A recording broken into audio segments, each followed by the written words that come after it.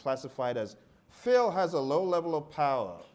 Phil gets hold of this document, you're going to be seeing some real power in the next meeting. So be careful. And then level of interest.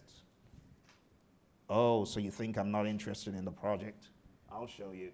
So you want to be careful how you use these kind of templates, because if people get hold of them, the wrong audience could be bad. So that is just one example of a template. We could go a step further and talk about all sorts, but I want to keep it simple.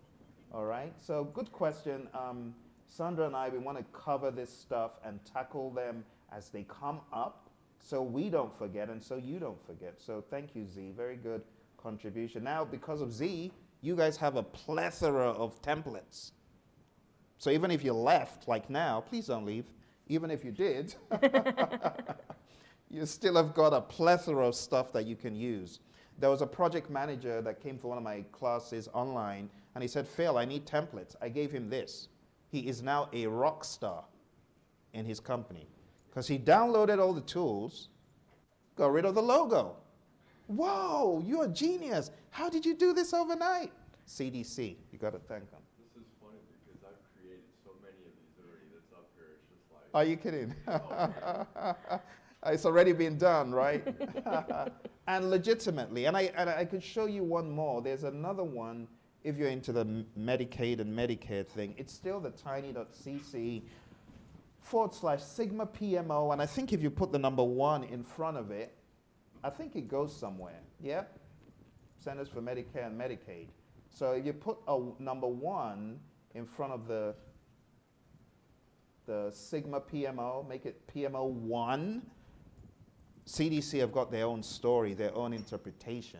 And I tell you, just being able to access these, folks, because you never know the project that's going to throw the curveball.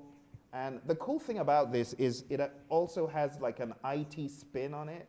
So they have some of these documents from an IT perspective, like starting an IT project. So, I mean, if that's your world, you find that useful. Anyway, thank you, Z. See what you've done? You've added value to people. Okay. Next one here, procurement management. I was saying one of the things that you do in procurement is a make or buy analysis.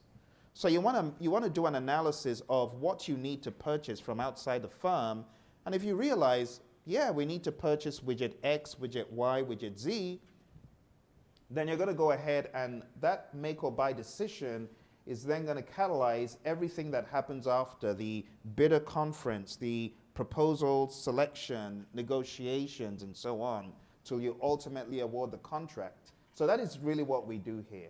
What happens in risk? Risk. A lot of things happen in risk. Now, this can be something where, maybe I want to look at, if I have to buy something, maybe I want to consider suppliers that I have. I assess that by risk. Maybe that is part of how I choose my supplier. Risk could be, what risks do I have in the project? I could have a schedule risk, depending on resource availability. I could have a technical risk. Maybe no one's ever done this before. We're exploring some new areas, and maybe I have to plan a little more time on my schedule because this is really risky.